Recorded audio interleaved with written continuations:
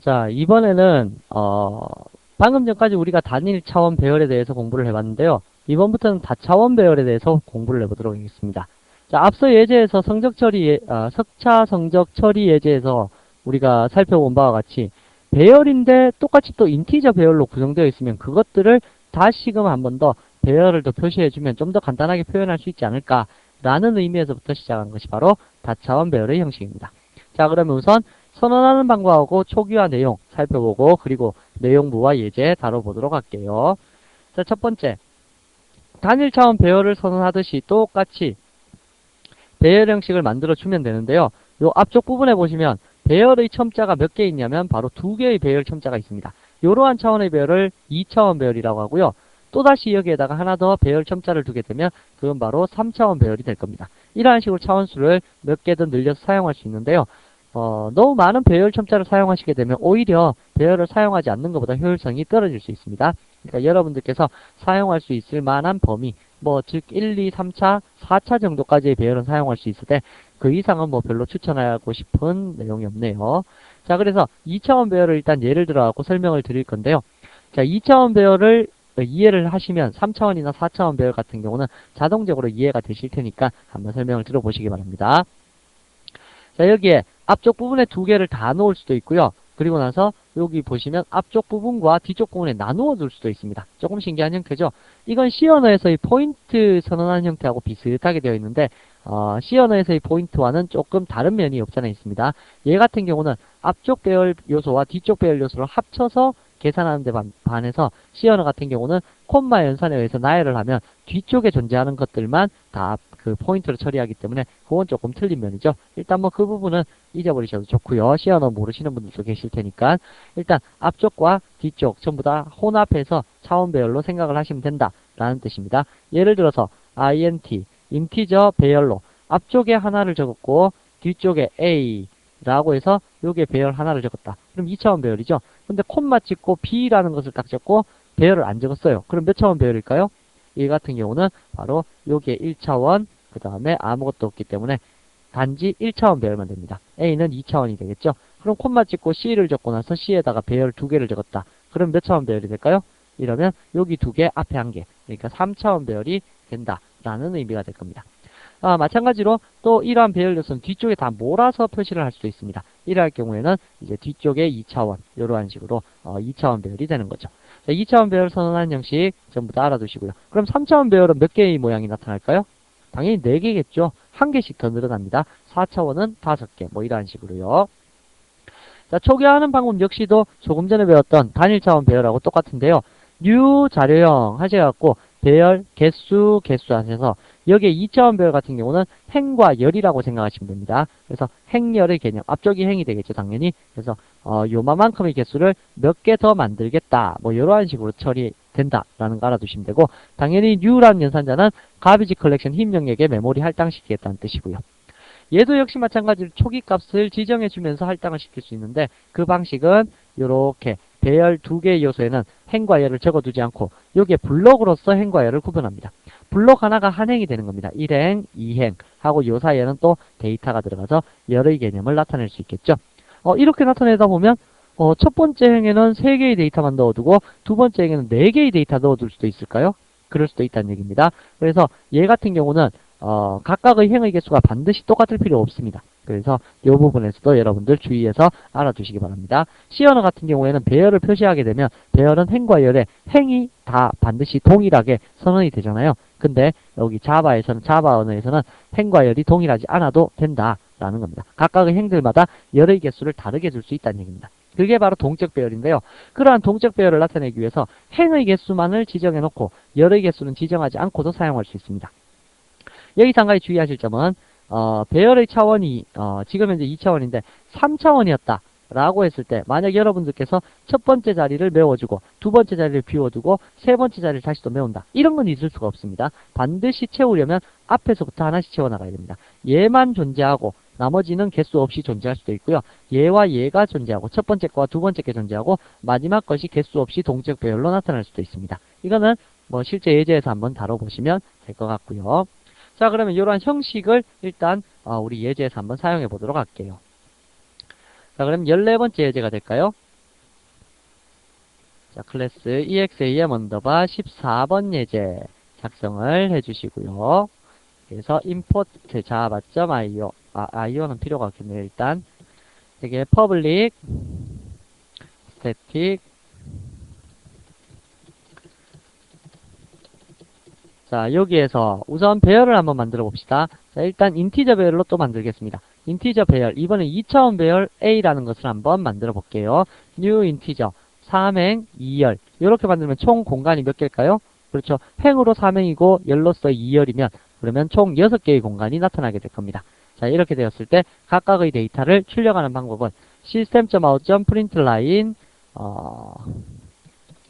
우선 A의 0번째의 공간 요게 먼저 있을 수 있겠네요. 그래서 A의 0번째 행의 0번째 열입니다. 자, 그러면 행은 몇 행까지 있을까요? 0행, 1행, 2행까지 있겠죠. 열은요 0열, 1열 거기까지 존재하겠네요. 그러면 6개의 공간이 있다고 했으니까 일단 6개를 만들어 놓고 표시해 보도록 할까요? 자, 0행에 대해서 0열과 1열이 있을 수 있을 거고요. 다음에는 1행에 대해서 이렇게 1행에 대해서 0열, 1열이 있을 거고요. 다음 2행에 대해서 0열, 1열 이러한 식으로 표시가 되어서 데이터가 나타날 수 있다는 얘기입니다. 자, 이렇게 표시되면 각 자리는 물론 0값으로 초기화가 되기 때문에 얘를 사용해 보시게 되면 다음과 같이 결과값 다 모든 데이터가 0값으로 초기화되어 있는 이러한 형태를 보실 수 있으실 겁니다. 자, 그러면 일단 여기에서 여러분들께서 한 가지 보실 것은 여기가 0, 0이고 여기가 1, 1이고 여기가 2죠. 그렇더라면 얘도 역시 마찬가지 포문으로 처리할 수 있겠네요. 그래서 포문으로 for 인티저 i는 0에서부터 i가 얼마보다 작은 동안 2보다 작은 동안 뿔뿔 i 하시면서 요거 두 개를 처리해 주시면 아래쪽 거는 필요가 없을 수도 있다는 얘기가 될 거네요. 자, 그러면 요 부분의 위치를 뭘로 바꾸시면 될까요? i라는 데이터로 바꿔주시면 되겠죠? 플러스 i 플러스 더블 코테이션 마크 하셔서 만들어 주시고 여기는 i라는 값을 적어주시면 될 겁니다. 밑에 것도 역시 마찬가지 요 부분을 i 플러스 블럭 1번째 i 자, 요렇게만 처리해 주셔도 우리가 간단하게 아까보다 훨씬 단순해졌죠? 그런데 요 2라는 숫자는 뭐의 길이값을 구하면 알 수 있을까요? 2보다 작은 동안이 아니까 3보다 작은 동안이죠. 그래야 0, 1, 2가 되니까. 자, 이렇게 해서 한번 출력시켜 볼게요. 출력을 시켜 보시게 되면 조금 전과 똑같은 결과 나타날 수 있다라는 거 확인이 가능할 겁니다. 자, 그런데 여기에서요, 이 3이라는 숫자는 어떤 길이값일까요? 요거의 길이값이죠. 다시 말하면 A의 길이값이라고 하면 어떻게 될까요? 여러분들이 여기서 한 가지 아셔야 될 게 바로 요 다음에서 배우실 건데요. 여기에서 length 길이값은 다음 말고 여기서 설명을 드릴게요. 자, length 길이값이라는 것은요, 얘는 길이값을 어떠한 식으로 표시하냐면 요 배열명이 나타내는 길이값을 1차원밖에 기억을 못합니다. 그래서 바로 앞에 있는 것의 길이값까지밖에 모르고요. 요 뒤에 있는 요 개수가 바로 뒤에 있는 길이값을 나타낼 수 있어요. 잠시 후에 여기서 메모리로 설명을 드릴 테니까 일단 그렇게 알고 계시고요. 그렇더라면 여기 3이라는 숫자는 무점 length가 되냐면 a.length가 되어서 표시가 될 수 있다는 얘기입니다. 다음, 이 안에서 지금 두 개의 데이터가 나타나는데 0과 1이라는 변화로 그대로 표시가 되죠. 그렇다면 이것도 역시 마찬가지 for 인티저 j는 0에서부터 j가 2보다 작은 동안 뿔뿔 j 하시면서 반복 수행하시면 요 놈을요. 그럼 얘는 추석 처리가 가능할 거고 그렇더라면 이 부분도 뭘로 바꿀 수 있을까요? 플러스 j 플러스 하셔서 요렇게 바꿔줄 수 있고 요 밑에 있는 0이라는 요 숫자 값은 무엇을 대신해서 j라는 요 이름으로 대신해서 사용할 수 있겠네요. 그럼 이렇게 이중 포문을 쓰시게 되면 여러분들께서 아까처럼 복잡하게 적던 코딩이 단순하게 이렇게 표시가 된다라는 뜻입니다. 근데 여기에 또 2라는 숫자 값은 뭘까요? 요 뒤에 있는 요 길이값이죠. 이 길이값은 어떻게 표시할까요? 일단은 한번 봐두십시오. 제가 잠시 후에 메모리로 설명드릴게요. i번째 점 length 요러한 식으로 2라는 숫자 값을 대신해서 사용할 수 있다라는 뜻입니다. 이게 뭔지는 잘 모르시겠죠? 자, 그래서 일단 이러한 식으로 선언해서 데이터를 표시하는 방법이 있다라는 거고요. 또 두 번째 방법은 초기값을 직접 할당해서 사용하는 방법도 있습니다. 그래서 A라는 데이터에 대해서 인티저 배열이라고 하셔갖고 블록 열고 1, 2, 3 배열의 각각의 공간 길이 값은 달라도 된다 그랬죠? 4,5 두 개만 딱 넣어볼까요? 자, 이러한 식으로 넣어보시면 1행은 3열이고 2행은 2열이 되겠죠. 그러면 2행 몇 열이 될까요? 3열, 2열 이렇게 되겠네요. 출력을 시켜보시게 되면 다음과 같이 0행에 대해서 그러니까 1행에 대해서 3개의 데이터가 나타나 있고요. 다음에 1행에 대해서는 2개만 이렇게 표시되는 배열이 나타납니다. 그게 가능한 게 이러한 랭스 때문에 가능한 거죠. 자, 마지막으로 동적 배열도 가능한데요. 동적 배열이라는 것은 뭐냐면 인티저 배열 A는 new 인티저 몇 개요? 3개 배열계 이러한 식으로 동적으로 배열을 할당시켜 줄 수 있습니다. 그렇게 할당시켰을 때 여러분들이 원하는 대로 A의 0번째에 대해서는 몇 개를요? new 인티저 뭐 4개를 주고요. 다음에 A의 1번째에 대해서는 new 인티저 뭐 5개, 6개를 주고 다음에 A의 2번째에 대해서는 new 인티저 뭐 2개만 주겠다. 뭐 이런 식으로 동적으로 각각의 열들을 변화시켜서 데이터를 할당시켜 줄 수 있다는 겁니다. 그래서 동적 배열도 주로 사용하는 방법 중에 하나긴 한데요. 예를 들면 요게 반이고 요게 인원수다 라고 따져보면 각 반마다 인원수가 틀리잖아요. 그래서 각 반에 대해서 3반이 있다. 1반, 2반, 3반이 있다. 그 반에 대해서 4명 있고 6명 있고 2명 있다. 이런 식으로 반의 인원수를 각각 조절해 줄 수 있습니다. 그래서 2차원 배열에서 첫 번째 행만 딱 정해놓고 각각의 첫 번째 행들마다 열들을 정해갖고 표시를 할 수 있는데 이게 메모리 구조를 보면 좀 더 쉽게 이해를 하실 수 있다는 얘기고 4개, 6개, 2개 나오는지 예제 테스트부터 해보도록 하죠. 테스트를 해보시게 되면 첫 번째 거 4개 나오죠. 그 다음 거 6개. 헤아려 보시면 6개가 나올 겁니다. 그 다음 거 2개. 이러한 식으로 데이터가 표시가 되어서 나타나게 된다라는 것이 2차원 배열의 표시 형식입니다. 선언하고 초기화하는 방식이라는 얘기죠. 자, 그러면 이렇게 선언하고 초기화하는 방식 얘를 여러분들께서 메모리상에서 한번 살펴보시게 되면요. 이거 지우고 설명을 드리겠습니다. 자, 방금 전에 했다시피 인티저 배열 인티저 int 인티저 배열 i라는 것을 만약에 new라는 연산자를 이용해서 인티저 몇 개를 선언하냐면 3행 2열 아까 우리 예제에서 사용했었던 3행 2열 자, 요렇게 표시를 한다 라고 했을 때 메모리는 어떻게 잡힐까요? 자, 메모리는 일단 자, 요렇게 되어 있고요. 자, 여기가 제일 끝이 레지스트리 영역, 그 다음 런타임 스택 영역, 다음에 여기 코드 앤 콘스탄트 영역, 가비지 컬렉션 힘 영역이고요. 자, 여기에 4바이트 메모리로 i라는 것이 일단 먼저 잡힐 겁니다. 여기가 i입니다. 자, i라는 것이 잡혀 있을 때 i가 기억할 수 있는 건 제가 조금 전에도 말씀드렸다시피 바로 앞에 것까지밖에 기억을 못합니다. 그리고 요 앞에 게 요 뒤에 거를 기억하게 되는데요. 문제는 여기서 한 가지 기억하실 거예요. 얘를 인티저로 하지 말고 캐릭터로 합시다. 캐릭터. 얘를 캐릭터로 합시다. 인티저가 아니고 캐릭터. 뭐를 비교하려고 하냐면 몇 바이트의 데이터가 다 잡히느냐 그걸 얘기하는 건데요. 자, 우선 자바는 일단 1차원 배열밖에 기억을 못합니다. 얘가 1차원 배열인 3만을 기억할 수 있고요. 얘가 그 다음 1차원 배열인 요 2만을 기억할 수 있습니다. 그렇기 때문에 어떻게 되냐면 i는 공간 몇 개를 나타내냐면 3개밖에 못 나타내고 요 3개가 각각 2개의 공간식을 나타낸다는 얘기입니다. 그래서 각각이 1차원 배열로 구성되어 있습니다. 그리고 또 한 가지 기억하실 것은 자바의 다차원 배열에서는 모든 배열 요소는 4바이트 레퍼런스입니다. 아까 레퍼런스 설명드렸죠. 레퍼런스는 주소를 기억하기 위해서 4바이트로 구성되어 있어야 된다. 42억 번지까지 있는 주소 번지수를 기억하기 위해서 4바이트로 되어 있어야 된다라고 설명을 드렸었는데 그 4바이트고요. 마지막 공간만 실제 데이터 공간인 요게 지금 캐릭터로 선언한다 그랬죠. 캐릭터와 같은 이러한 데이터, 실제 데이터의 바이트 수를 나타낼 수 있다라는 겁니다. 실제 공간입니다. 마지막 공간만요. 그럼 어떻게 되냐면 i가 3개의 공간 기억하니까 i가 어딘가의 주소를 기억하고 있겠죠. 그 주소상에는 뭐가 있냐면 또 다른 주소를 기억하는 메모리 공간 3개가 딱 존재하고 있는 겁니다. 이 3개는 0번, 1번, 2번으로 되어 있을 거고요. 이 0번, 1번, 2번은 각각 몇 바이트냐면 4바이트입니다. 캐릭터는 2바이트 아닙니까? 라고 하는데 그게 아니라요. 캐릭터의 공간을 나타내는 게 아니라 얘는 어딘가의 주소를 또 기억해야 되기 때문에 4바이트 레퍼런스라는 얘기입니다. 이렇게 기억해 있다가 요 세 개의 공간이 각각 몇 개씩 기억한다고요? 2개씩 기억합니다. 그래서 요게 마지막 데이터 공간이니까 실제 데이터 공간이죠. 캐릭터가 아까 몇 바이트라고요? 2바이트라 그랬죠? 2바이트짜리 2개. 1개, 2개. 그래서 2바이트, 2바이트 되어 있는 곳의 주소를 얘가 요렇게 기억하게 된다는 얘기죠.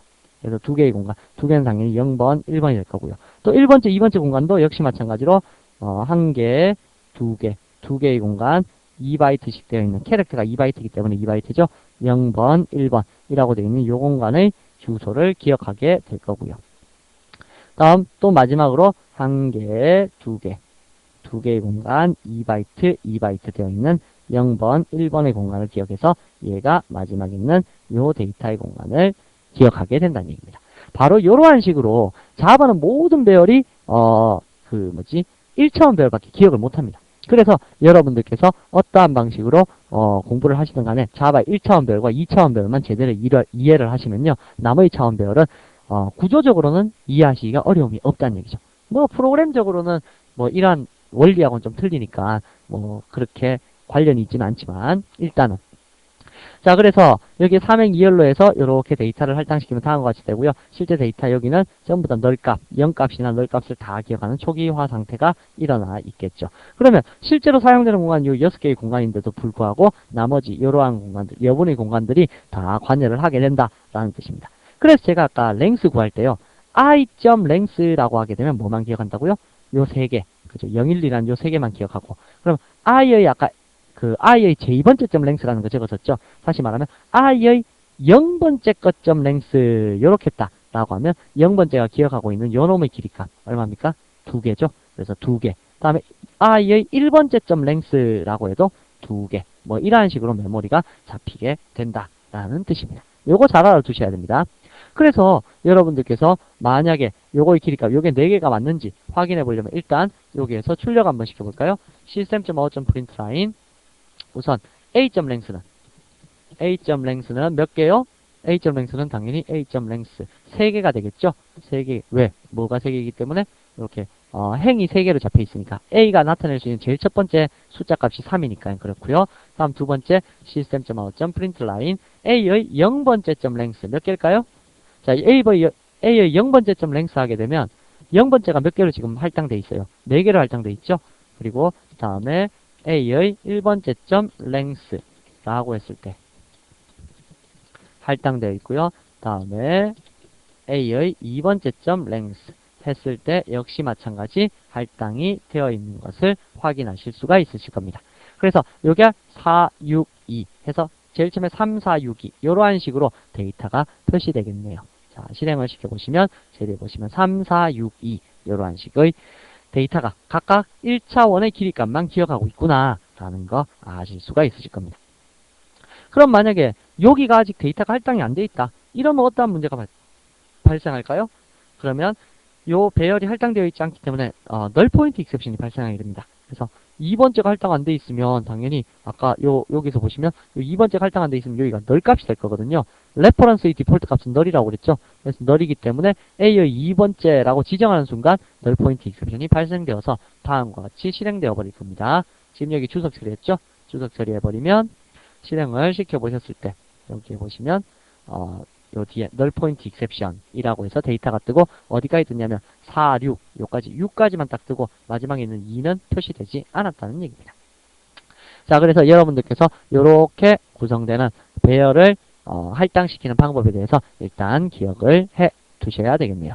자, 그러면 이러한 배열에 대한 설명은 잠시 후에 또 자세히 한번 해보도록 하죠.